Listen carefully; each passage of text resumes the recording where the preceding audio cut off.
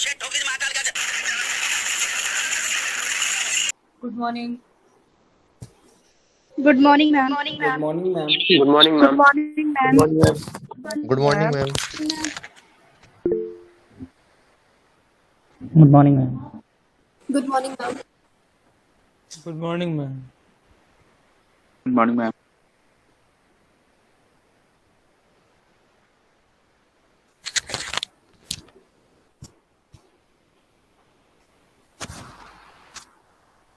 So let us start with your questions.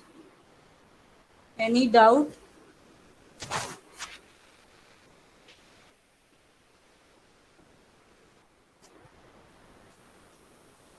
Ma'am, stock variable.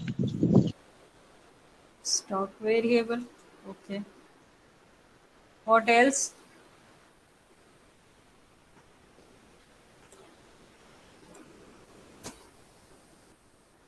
Ma'am, what about money supply? If money in circulation, it comes under stock or variable? Yeah, flow variable. What in circulation? What you said?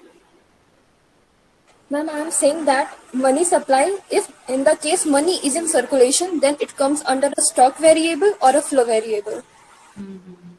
Okay. Yes. Someone else has a doubt?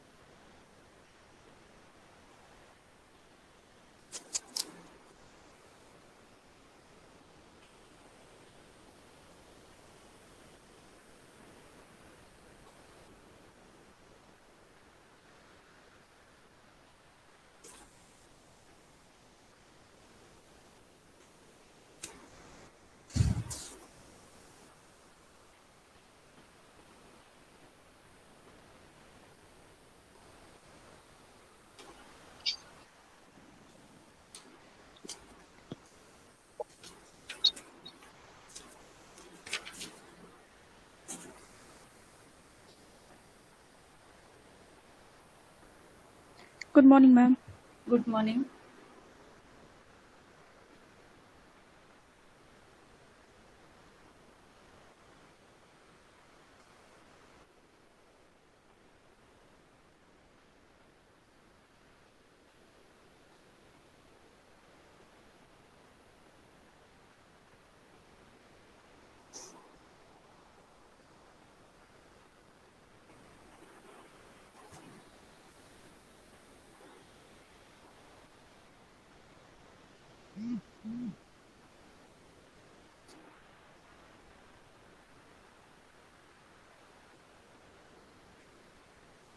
So we are talking about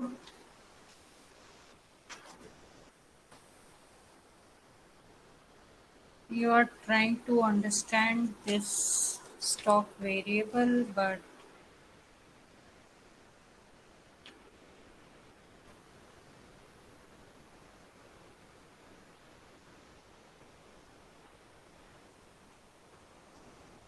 okay, so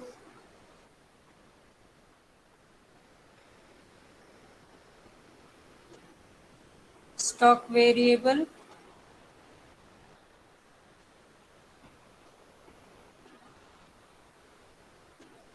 where quantity or money value at a point of time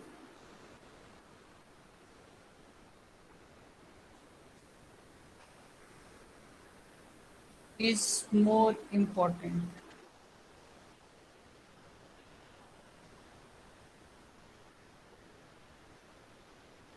And about flow variable,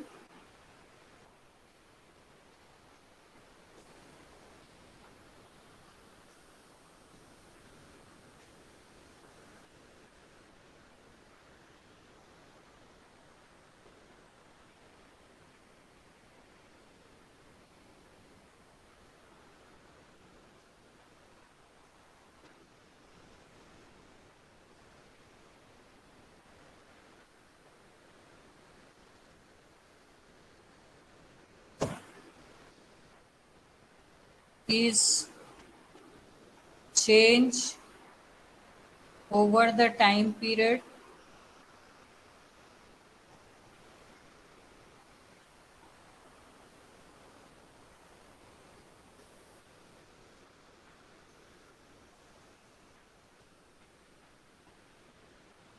with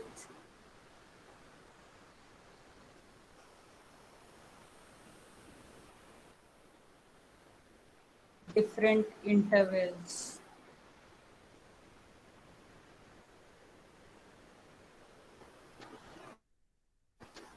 So try to get settled with this stock variable when you are measuring at a point of time, and this time becomes definite. These times become certain. Okay, so there are different points of time in terms of say quarter, in terms of year, or in terms of any particular month of a year. That is important. So anything which we are measuring in terms of given quantity or given money value at a point of time, say 31st March, 1st April, or 1st January, or 31st December, or first quarter, second quarter, third quarter. So when the time period is fixed and you are measuring it at a point of time, then it is always a stock variable. And then money stock, when you talk about money supply, total money supply is a stock variable. But under the money supply, there can be different components which can be either stock or either flow. So we don't say money in circulation. What it means? Money in circulation is not the total money supply. Money in circulation means currency and coin in circulation. So out of the total money supply, an important portion of money supply is in form of currency in circulation, because when you talk about money supply, in simple terms, money supply can be defined as currency in circulation, then demand deposits and other deposits. So money supply is not only currency in circulation, but it is only the demand. It is also the demand deposits and other deposits. So there are different types of deposits which you include in money supply. So in that way, this component, currency in circulation, can be considered as a flow variable. But if you are measuring it at a specific point of time, then it is stock variable. So generally for stock variable, you have certain examples. And these are always like that. Total money supply,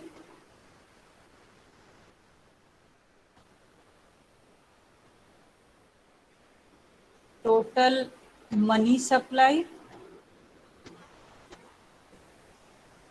Then you have wealth stock, capital stock,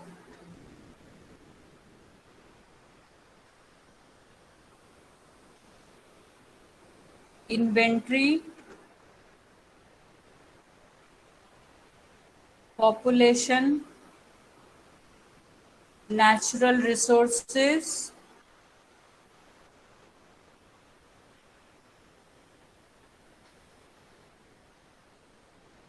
and flow variable are different. Flow variables are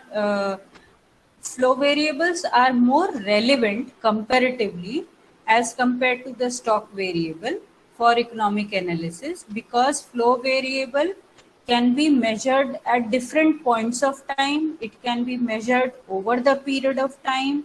Change, if you are measuring in the economic variable. So see, any change in money supply between two given period of time can be considered as flow variable. Any change in the capital stock between two time periods is a flow variable. So flow variable, in case of flow variable, this change is more important. Okay. Now, example for flow variable: income, consumption, investment, wages, profit. So these are some of the important variables which are always considered to be flow. But any change in the stock variable between two given time periods will also be considered as flow.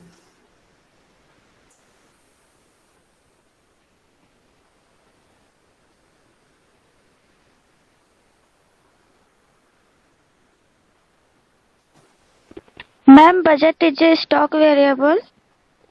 Yes, because the time period is fixed. Whenever you are talking about budget, you have to give a reference always, that which budget you are talking about. You are talking about 2021 or you are talking about 2019. Budget has always a time period, but there are certain variables which are changing with a short frequency, or with change very often. So the variables which are changing very often, they are the flow variables. But if you try to understand this, that see, whatever government spends, it is within the framework of the budget. Whether the government is spending in April or December or February, it is always accounted in a particular budget year. So for our economy, we are always talking with reference of a fiscal year or financial year. Fiscal year or financial year. So this is always important for us. Without this time reference, we are not talking about the variables. Okay. So this fiscal year, similarly, when you talk about taxes, it is always related to fiscal year or financial year.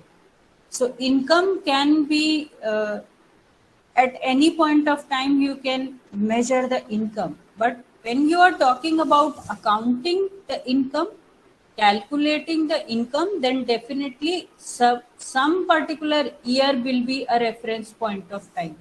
So for us, it is the fiscal year or the financial year, and in our country, fiscal year and financial year are both same, 1st April to 31st March. In different countries, you will find it different. Right? In some countries, it starts in January. In some countries, it starts in March. So different countries can have different fiscal year and financial year, but we have it like that. Okay. Or see, there are so many things again for which you have a reference point of time. Like according to your cultural tradition, you have a calendar, and calendar has certain specific reference point of time. So few things you are measuring over the time period, and there are few things which you are mentioning with a reference point. So wherever there is a reference point, then you are talking about a stock variable. Otherwise, you are talking about the flow variable. So I think now we should leave this and we should move further so that we can understand in the coming classes that how to better understand this. Okay. Now, when you talk about macroeconomics, I told you that macroeconomics is the study of the aggregate economy, and the purpose behind studying macroeconomics is to understand the size and status of a particular economy, to understand the development problems of a particular economy, right? To understand its international status. So there are various objectives which can be fulfilled while you are talking about your macroeconomics.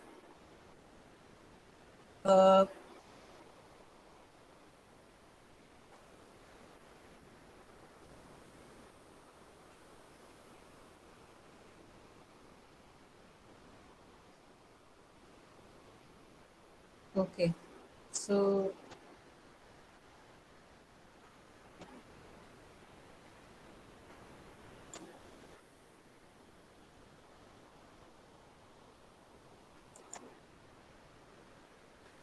now let me tell you about some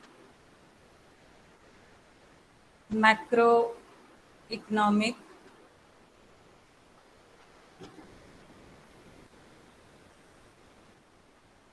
trade-offs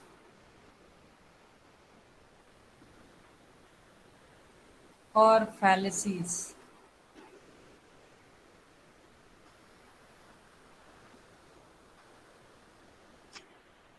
See, there is one more thing which I can add here. In microeconomics, whatever you study generally, that becomes your flow variable. Other than the capital stock and the resources, natural resources. So stock of natural resources and capital stock is always a stock variable, but otherwise generally most of the microeconomic variable will be considered as flow variables.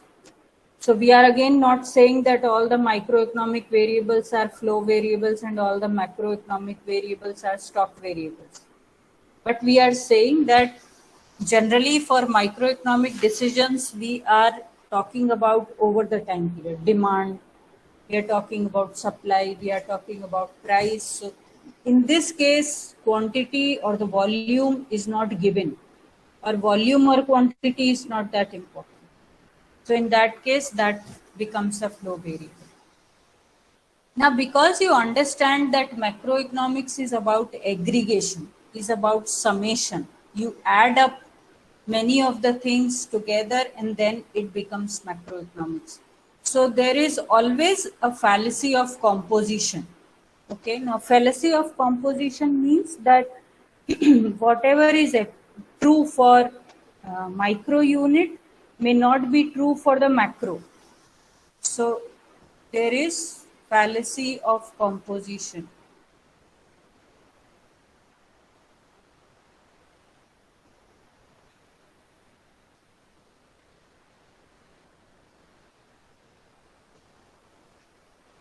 What is true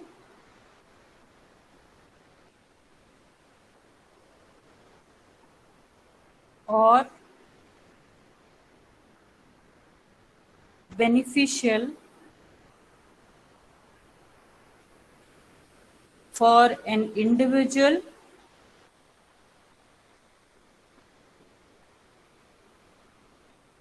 may not be true for the macro level.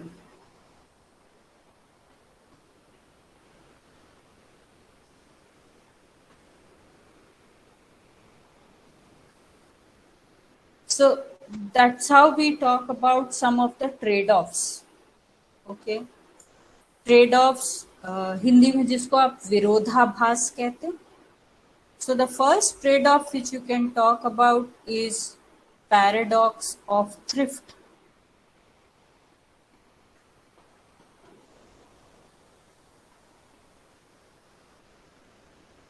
And it was talked by J.M. Keynes. It was discussed by J.M. Keynes that savings for individual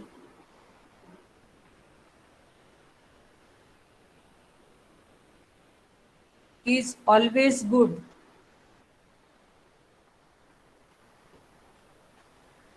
but it decreases aggregate demand for the macroeconomy.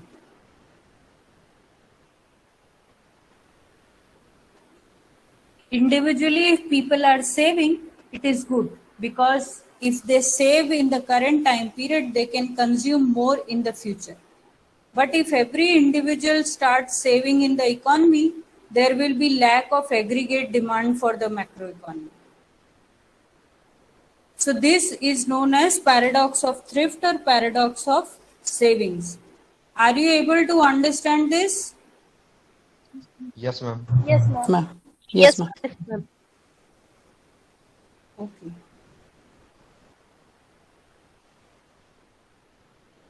Why you are thanking Google, I don't understand.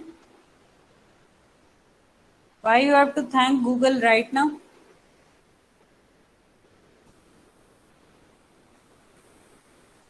So individuals are saving. That is good for their future income or future consumption. But if all individuals together start savings, then it is not beneficial for the aggregate economy because aggregate demand will decrease. Now, in the coming class, we will discover that why saving, if everyone is saving, it may not be good for the economy. Although we need savings for the macroeconomic equilibrium every time. But it is said that there is a paradox. Savings is required also, but at the same time, savings create a contrast situation for individuals and macroeconomy. So for micro unit and macro unit, the decisions has to differ, are different. Similarly, you can also think about taxes. Tax revenue will always create a paradox. Higher the tax revenue for the government, it is good because they can spend more. But higher the tax revenue, individuals' income will be less because you are paying more in taxes. Similarly, there is a trade-off between output and inflation.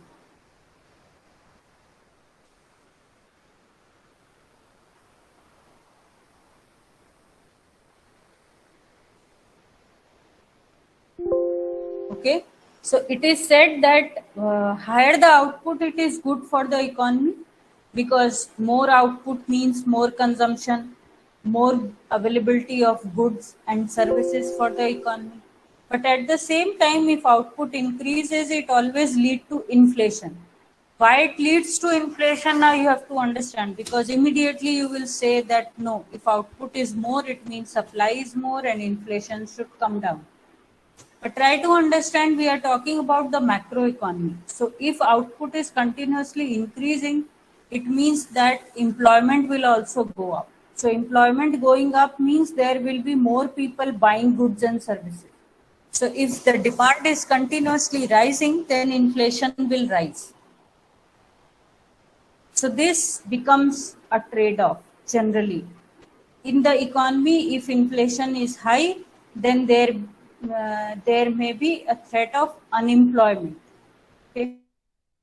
So economy always has to think about higher inflation or higher output.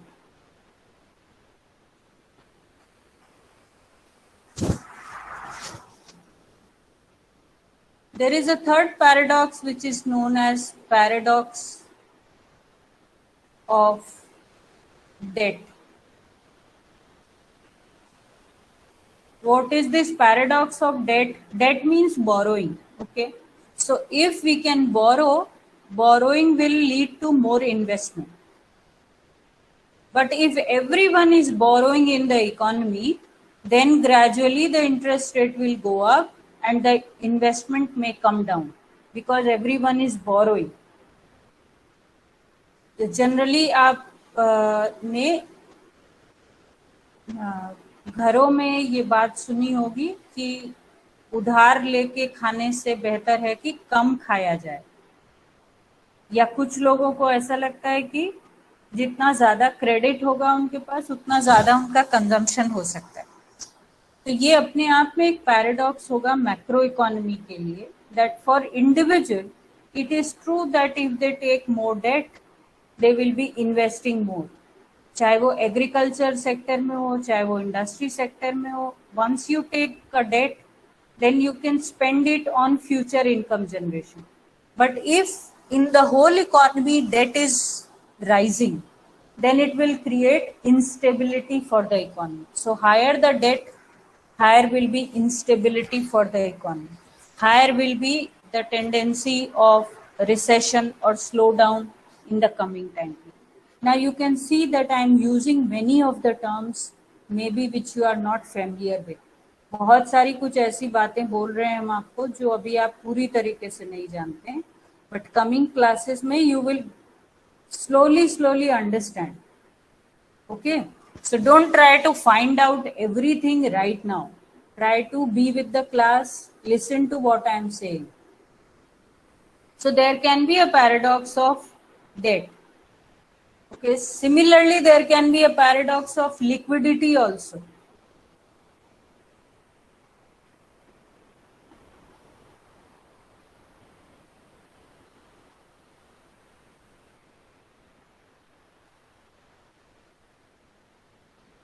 Liquidity means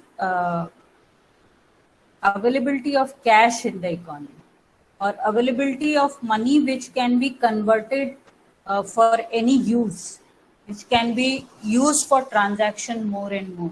So the more liquidity you have, it is good for individual, because individuals can fulfill their different needs.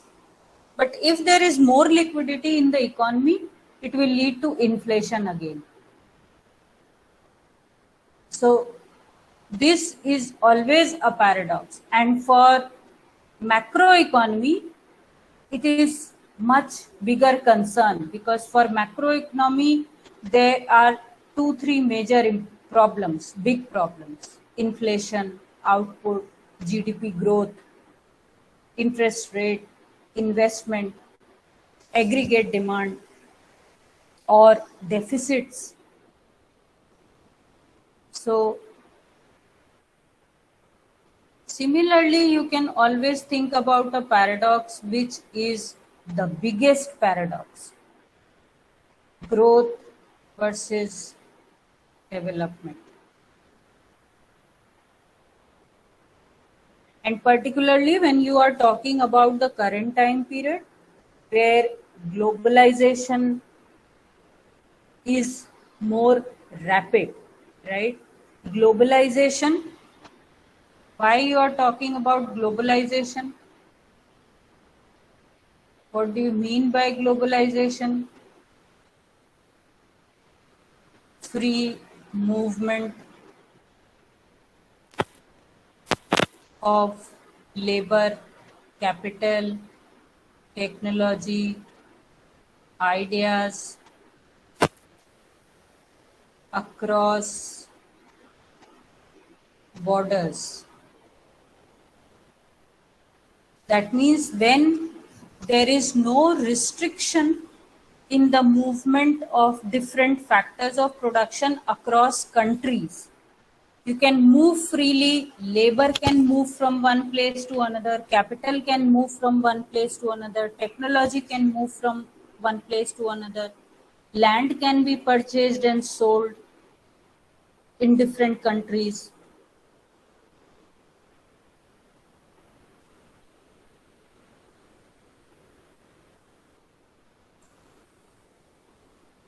Is Aryan Raj there in the class? Aryan?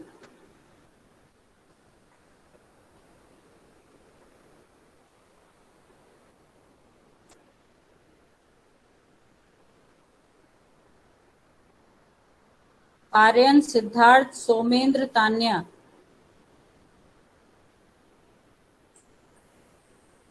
Are you there in the class or not?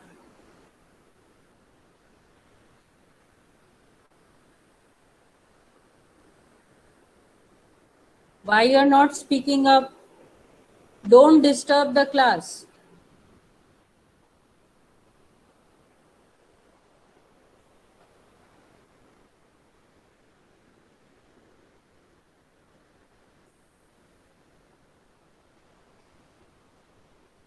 Okay, be very careful about what you are doing in the class. Try to listen to what I am saying.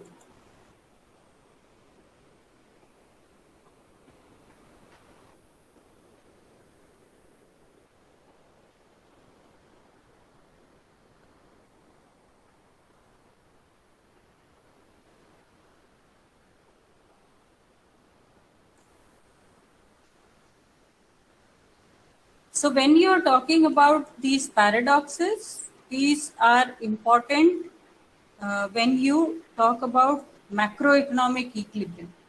Because if you want to have high growth, then maybe this high growth will create more disparity, more inequality.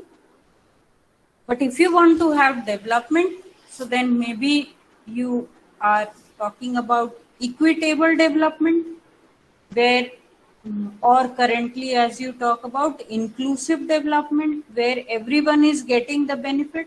So maybe when everyone is getting the benefit, the growth will not be much high, right? You are trying to develop the rural areas, at the same time you are trying to develop the urban areas, but this will create certain paradoxes, like urban development is faster than the rural development. But in the urban areas, when you develop or when you increase the economic activities in the urban areas, there are several problems which are there with the urbanization. Similarly, there can be a paradox in terms of population. Population can be a burden, population can be a boon for the economy. More population means more labor force, large amount of labor force. But at the same time, more population means there are larger chances of poverty. There are larger chances of insufficiency of food and other essential services. So there can be several situations where you will find these paradoxes. Okay. And one of the important paradox is you all must be thinking about it.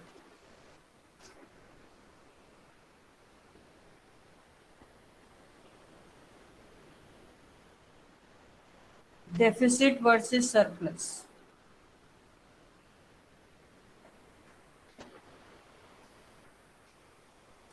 So government budgets, when government budgets are made from the population point of view or from the household's point of view, it is always good that government spends a lot. Expenditure should be more than the taxes. Always, everyone wants that government should be spending more and more. There should be more subsidies, there should be more expenditure, there should be more government schemes.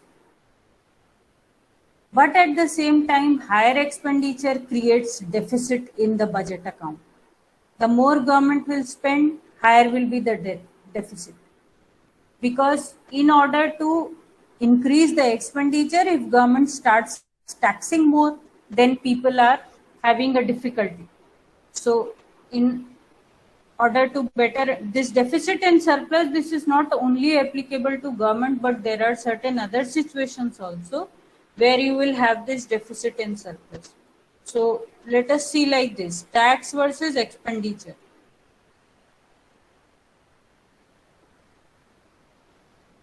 So higher expenditure should mean higher taxes, but higher taxes means less of households' income. So this will always create a paradox for the economy. Okay. So because of these paradoxes, because of the macroeconomic problems, macroeconomic policies are more important. Macroeconomic policies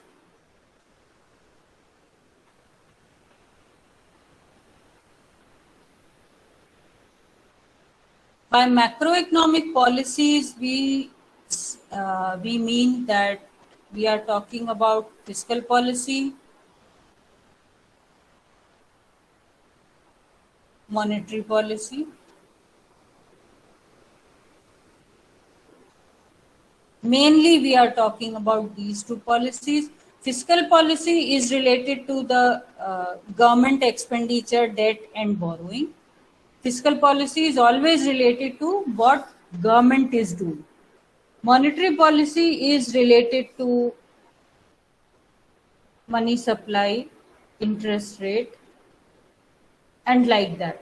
So in case of fiscal policy, you have tax, expenditure, and debt, more important. In case of monetary policy, you have money supply, interest rate, exchange rate, dollar rupee rate, dollar euro rate, that is what is exchange rate.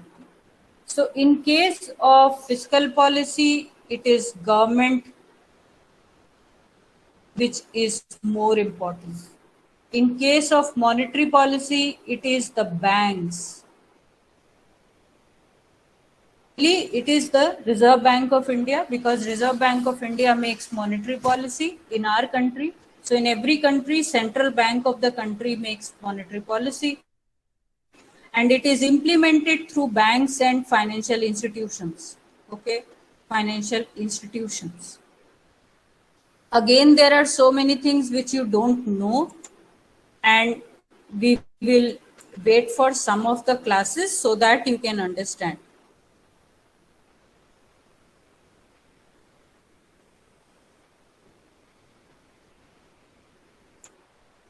Okay.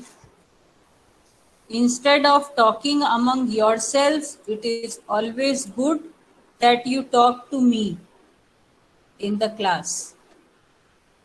Anything if you want to clarify, anything if you want to ask, you should talk to me.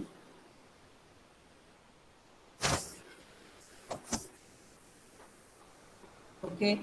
So now, for now, only remember one thing, that macroeconomic policies are related to fiscal policy, monetary policy, and then we will say that one more I am adding,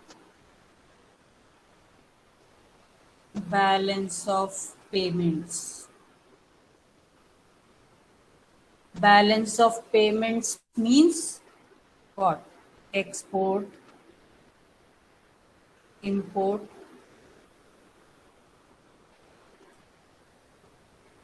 and I am putting extra. That means there are so many other things also. So when the transaction is between two countries, the transaction is between two currencies, then this balance of payment comes into picture. So when you talk about macroeconomic policies, actually these are the few policies which become important, which have implications on all the economic variables, all types of economic decision making. So we will understand all these things. Okay, step by step we will understand all these things. Now I am taking you further to a very important concept in our macroeconomic equilibrium, that is circular flow of income.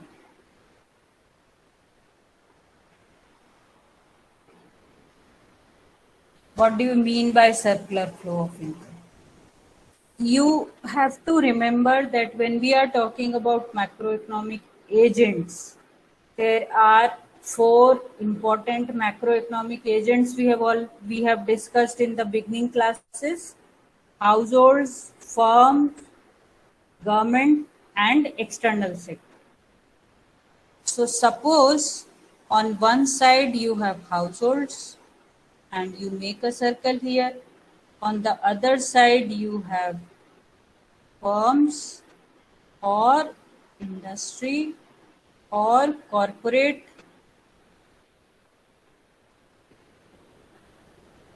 You make a circle here. Now, households. What do you mean by households in the economy? Households who own factors of production.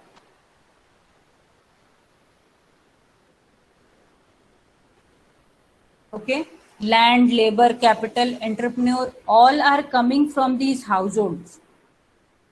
So households will supply factors of production to the firms.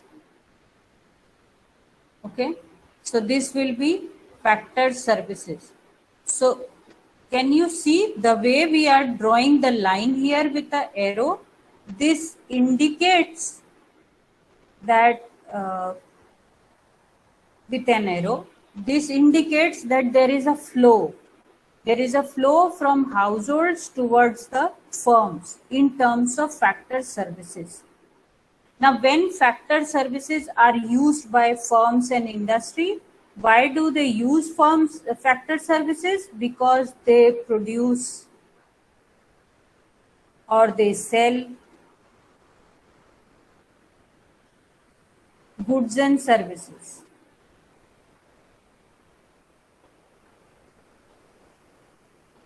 Now, when they produce or sell goods and services, there is another flow which takes place from firms to households.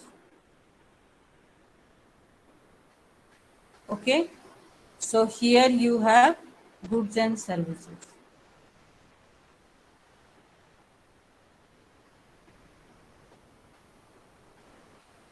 So on one side, there is a flow of factor services. On the other side, there is a flow of goods and services.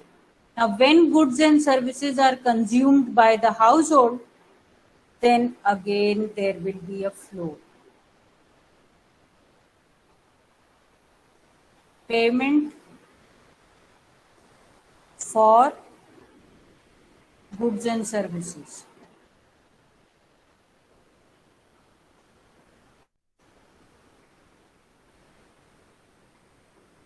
And similarly, there is another payment from firms to industry.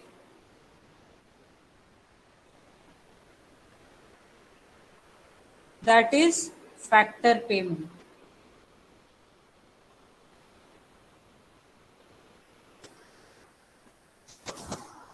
So this is the circular flow of income. Why this is a circular flow of income? Because from one sector, from one economic agent, something goes to the another economic agent, and then in return for that flow, there is a monetary flow. So you will see that inside the circle, you have real flow,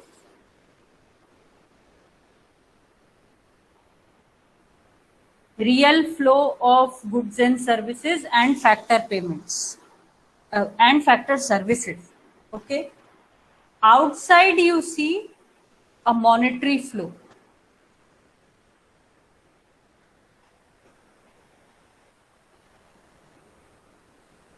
So whatever the expenditure made by the households go completely to the firms and industry. The expenditure made by the firms and industry go directly to the household. So there is no leakage taking place here. Okay. Or there is nothing which is flowing out from the system. And that's how it is known as circular flow of income. And because we are talking about only two economic agents, so this is the simple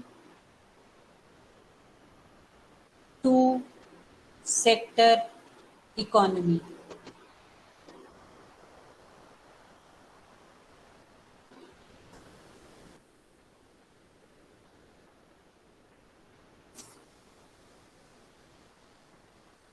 Is it okay? Are you able to understand this? Yes, ma'am. Are Yes, ma'am. Ma'am, please Yes, repeat ma'am. real flow and monetary flow once more. Don't worry, I'm just starting. I will take two more classes to discuss this. Okay, so just first listen to it what I'm saying. Aryan, are you there in the class? I need to see this. Who is Aryan? Has he disappeared from the class?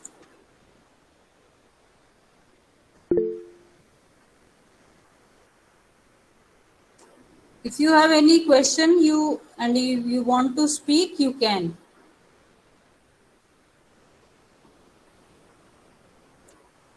Ma'am, what do you refer by that there is anything is not leakage? Means what the Yes, leakage here is? I will explain you. I will explain you that. So it's good you all are picking up terms. You are wondering that what is MS, what is R, what is There are so many things which you are trying to discover, and this is good. Factors of production, yes, very good. So, but what I suggest is that don't do this in between the class, because otherwise you are losing out what I am saying. You are trying to respond to one's question, or you are trying to write the answer. In between, you are missing out what I am saying, or maybe you are concentrating less on the board. So try to understand that this circle can be a perfect circle without any break. Okay, you are not seeing any break. So nothing is moving out from the system. The circle here which you are drawing between household and firms is representing the economy. So nothing is going out from the economy. Okay, whatever is going out, coming out from the households, it directly goes to firms, or whatever is coming out from the firms or industry is going back to the households. So there is no other place where factor services or goods and services are going, or payments are going. That's how you are saying it is a simple two-sector economy.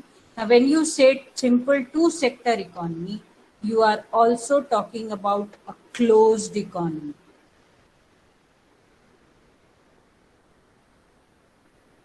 Closed economy, why it is a closed economy? Because there are only two economic agents.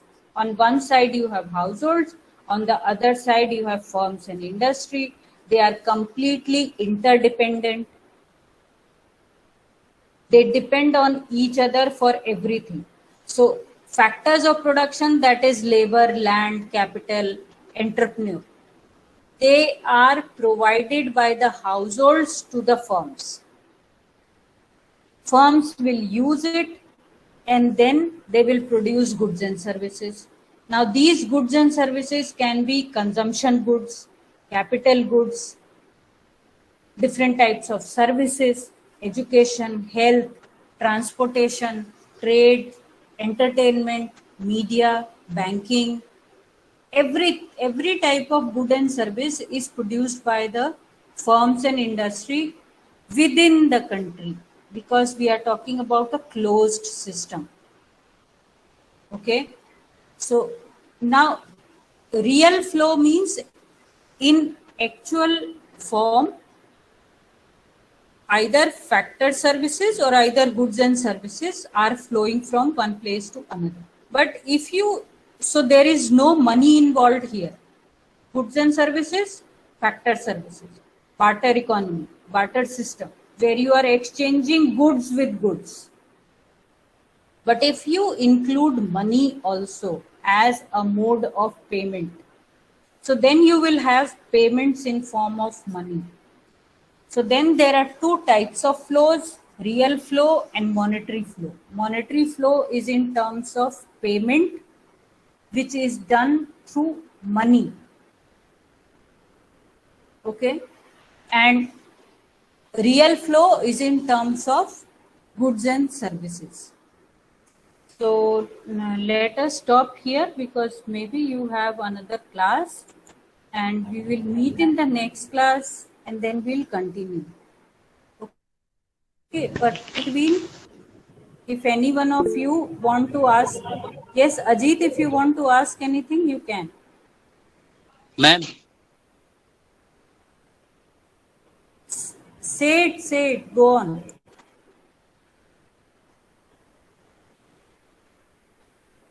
Excuse me, ma'am. Yes. Ma'am, could you please repeat once again closed economy? What is closed economy? We'll discuss it in the next class, don't worry. But if we are only talking about, yes, Pranjal? Deficit versus surplus in trade-offs. Okay. See, you are trying to understand the contrast situations in macroeconomy.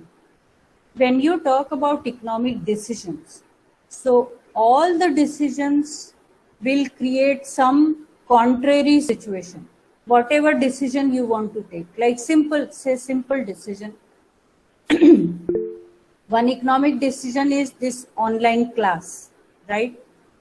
Now, if you are talking about online class, maybe it is beneficial for some people, but it is not beneficial for those who don't have a mobile phone or who don't have proper electricity or network connectivity. So it will always create a paradox. Through online class, we are trying to reach to high number of students or large number of students. But all those students who don't have this capacity or capability with this technology, maybe they will have a trouble. So this is again a paradox. So same paradoxical situations you can observe when you are talking about the aggregate economy, total. Suppose you are talking about this, think about the country, complete India picture, right? So this macro, you will say India. So whatever you do for Allahabad or whatever you do for your own city may be good for your city, but maybe not for the whole economy. Like you understand, the more you want to consume, it is good because it will improve your living standard. So you want to have fridge, you want to have refrigerator, you want to have car or bike or any two-wheeler or four-wheeler, and then you want to consume more and more goods, you want to consume more petrol, you want to build more houses.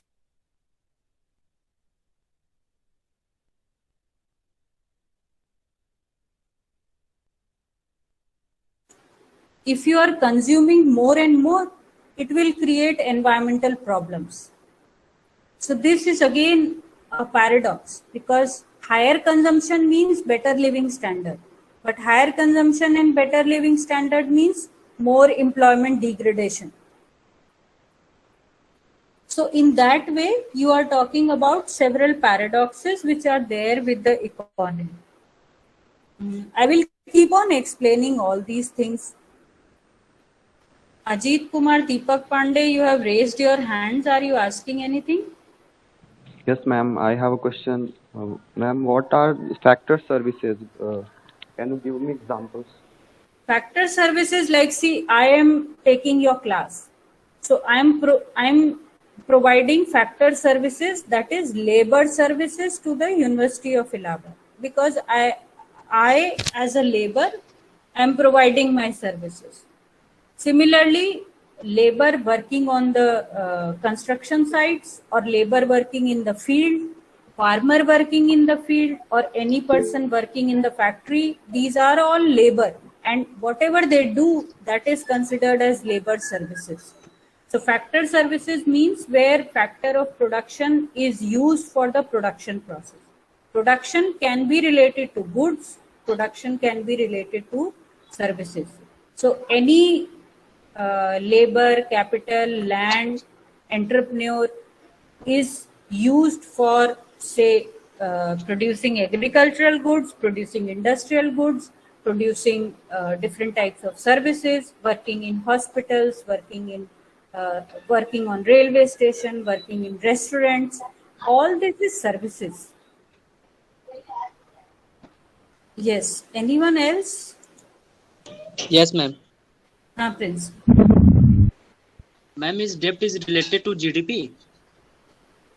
First call it debt. B is silent. Okay. Now debt is related to GDP. That's it. But first understand that debt is something which either government or people are borrowing. Okay. Now when you borrow, you have liabilities. So liabilities will affect GDP, but you cannot directly say that debt is related to GDP. So first we will understand what is GDP, and then we will see whether debt is related to GDP or not. But debt is definitely liabilities for the economy. Okay, if you have still questions, tell me one or two more and then we'll end the class, or otherwise let us end the class. Ma'am, what is capital and wealth stock? What is? Capital and wealth stock. You don't know about wealth, Manasvi? Ma'am, I know, but wanna clear once more. No, whatever concept you have about wealth, you tell me first. Ma'am, wealth is related to property or assets, I think. So same thing is applicable for the whole economy. Whatever wealth individual has, so if I add up all the wealth of all individuals in the economy, that will be the total wealth stock for the economy. Okay, ma'am. And That's what I am saying. That's what I am continuously saying. You all are part of the macro economy. Although you are individual units, but you are part of this macroeconomic. So what you are doing affects the total macroeconomy of your country. Whatever you do, you consume, you save, you invest. Okay, ma'am. And ma'am, capital stock is related to physical capital or human, both? Is it related to both or with physical? You cannot clarify these things so easily. Okay, these are difficult concepts. Try to wait some time, or either go back to your Samuelson and try to read or try to revise the previous things which we were trying to understand. We have talked about income determination, factor pricing we have talked about, right? So when you see the factor pricing, you can easily find the definition. Okay, ma'am. Okay, ma'am. Anything else? Anything specific? Yes, ma'am. Yes, Ankit? Can we consider as a stock as a wealth, ma'am? That's what I said. I wrote in the example that any stock, any asset is always any asset, whether it is financial, physical, it is always a stock. So wealth is always a stock. Okay. Yes, Shivi.